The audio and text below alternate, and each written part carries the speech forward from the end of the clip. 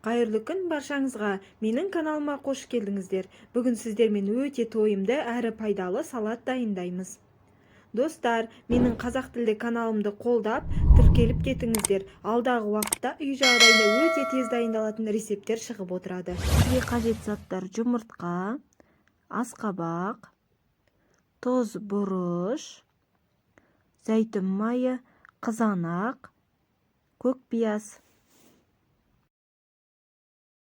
Жұмыртқамызды қайнаған суға салып 5-10 минутта пісіріп аламыз. Асқабағымызды қабығынан аршып осындай бөліктерге бөлеміз және қайнаған суға салып жұмсақ болғанша пісіреміз. Қызанағымызды жуып, керек емес жерлерін алып тастаймыз.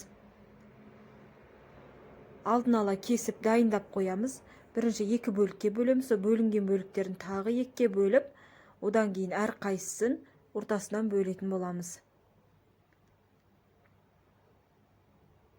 Қатты баспай жай-жай кесеміз, езіліп кетпес үшін.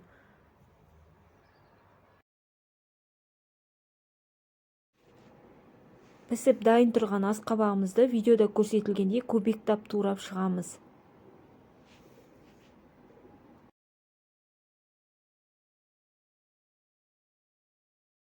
Піскен жұмыртқаларымызды аршып дайындап аламыз.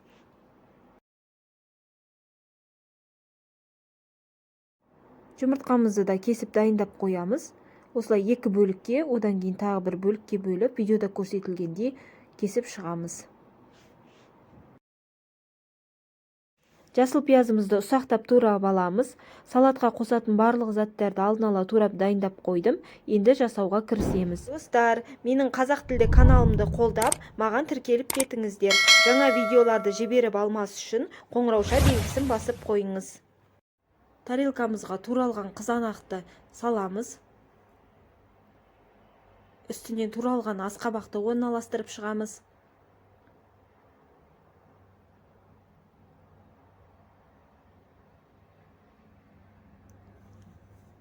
Жұмыртқаны жан-жағына әдемілеп осылай қойып шығамыз.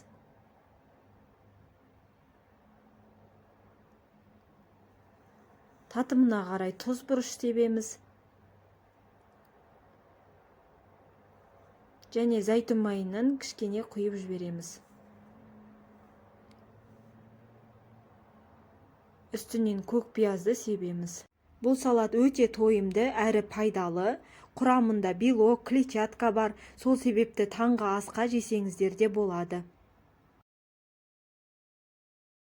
Мінекей салатымыз дайын. Құрамына қосатын асқабақ өте ерекше дәм береді екен. Дәмді болып шықты. Сіз де жасап көріңіз. Видео ұнаса лүпіл басып, пікір қалдырып, маған тіркелуді ұмытпаңыздар.